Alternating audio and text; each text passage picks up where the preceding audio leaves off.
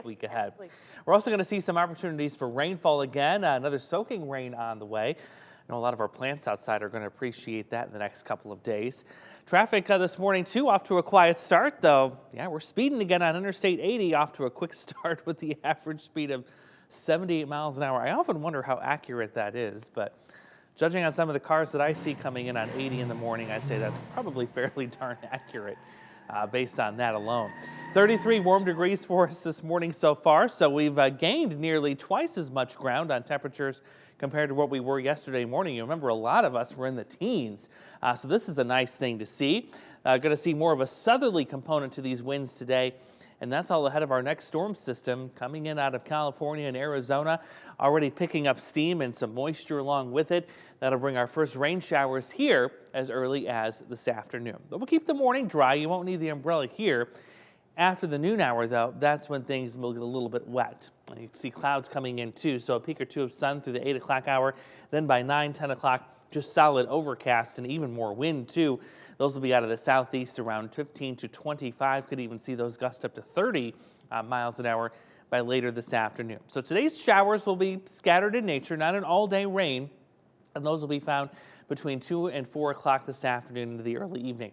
Now tomorrow, that's where the steady rain begins to push in, and even the opportunity for some thunderstorms back in the region.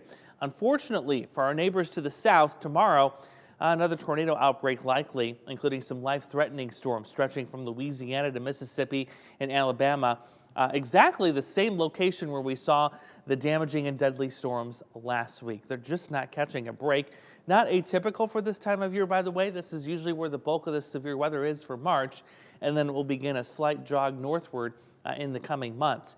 But even just to the south of the Quad Cities tomorrow, into the afternoon, we could see some gusty storms stretching from Burlington to Galesburg and south of Kewanee. It's a very low risk, and we're not expecting widespread severe weather, but could be some stronger winds with some of these tomorrow afternoon.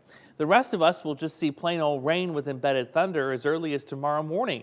Here's 2 o'clock in the morning on Future Track. You see that working in from the south and west. That'll continue through much of the morning.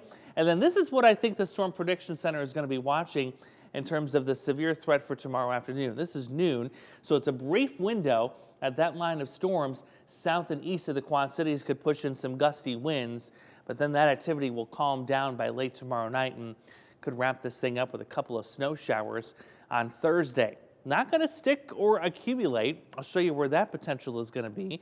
Certainly it's going to be cool enough for it. We're back into the low 40s for highs, but the bulk of the colder air, that remains in parts of northeast Iowa, Minnesota. That's where they're expecting some accumulating snow there.